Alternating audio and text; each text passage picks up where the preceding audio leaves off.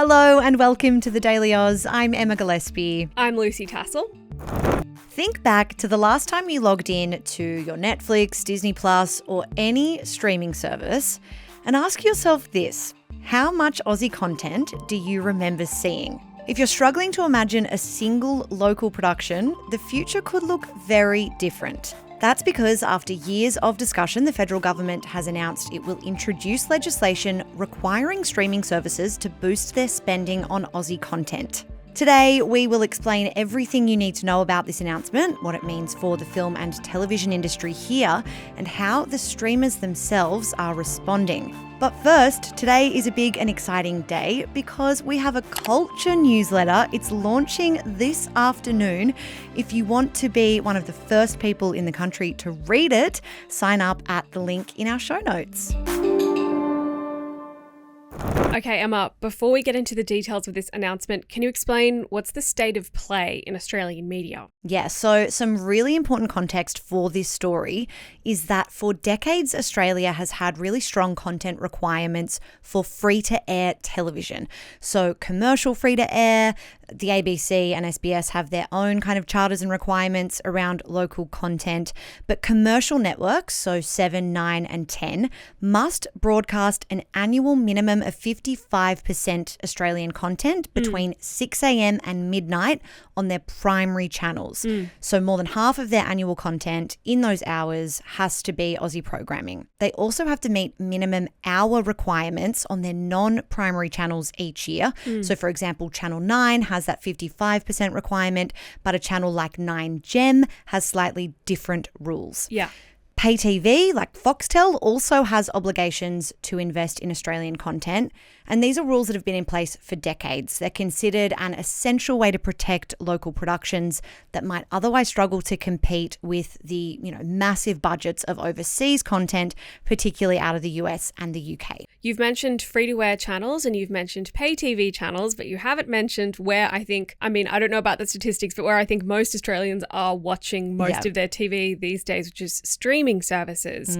Do they have any requirements? In short, no. And this is the gap that the government is trying to close with this new policy.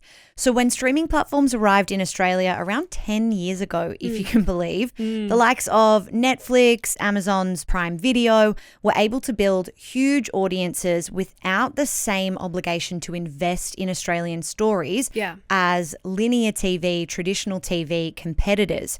And as we've seen with many examples of new media, digital media, regulations basically just have not kept up with the popularity and the boom of streaming. So the television landscape has changed, but the rules haven't. So what's the government's plan to change that? So it's announced this proposal that would apply to streaming services with more than 1 million Australian subscribers.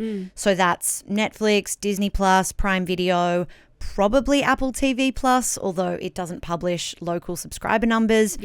These platforms, though, will need to invest at least 10% of their total Australian expenditure or 7.5% of their Australian revenue in new Aussie content. Now, that content must be drama, kids programming, documentaries, or arts and educational programs. And the rule also requires post-production to happen in Australia, which is important because it opens more opportunities for more local jobs, editors, composers, etc. Now, when it comes to Stan and Paramount Plus, even though they are owned by Australian free-to-airs 9 and 10, they will also be subject to these requirements. I'm a little bit confused about how much streamers are actually going to have to spend. So you mentioned 10% of expenditure and 7.5% of revenue. How will that actually work? Yeah, it's confusing, let's be honest, but I dug into this a little bit more. Expenditure refers to what a platform spends on content shown in Australia. So, for example, licensing fees, what it costs them to secure the rights to showing a show, securing the rights to showing a program to Aussie audiences, whereas revenue refers to how much money a streaming platform earns from its subscribers. So under the government's proposal, platforms can choose which model they want to follow. So, for example, let's say a streaming service spends $100 million annually in total on content for Australia, their expenditure, they would need to ensure at least $10 million a year is going towards new Australian productions. Alternatively, if they generate $100 million in revenue from Aussie subscribers, they would need to invest at least $7.5 million in local content. Yeah. So the idea here is, giving platforms some flexibility while ensuring that there is a meaningful investment back into the Aussie industry.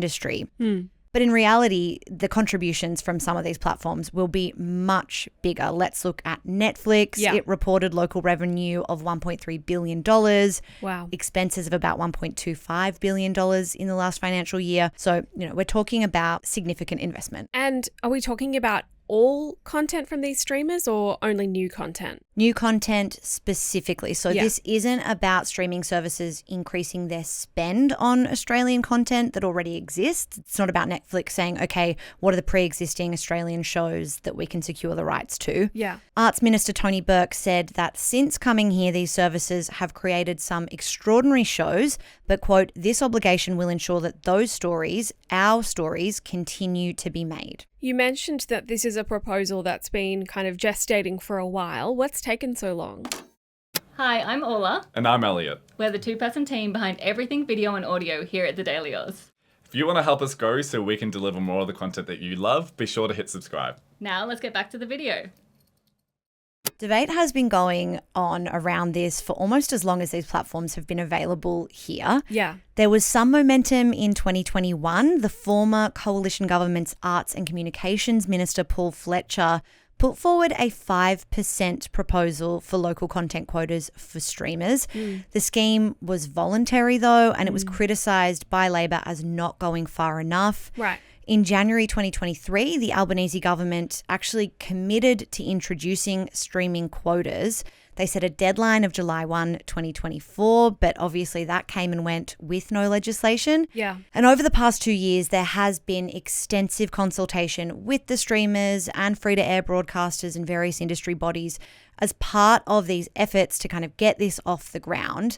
But clearly there have been several complications along the way. One of the big concerns has been around imposing content quotas on largely US-owned platforms. Yeah. There was some tension around, whether or not this would violate the free trade agreement that exists between Australia and the US. A US government report on foreign trade barriers published in March actually highlighted the planned streaming quotas here, warning the White House would, quote, continue to monitor the issue to ensure Australia's compliance with the free trade agreement. I mean, it's interesting to bring up the free trade agreement because I was of the understanding that US tariffs on Australia were also in violation of that free trade agreement because they're making trade not free. Well, exactly. Obviously, since Donald Trump's re-election, the whole trade conversation has been turned upside down a little bit.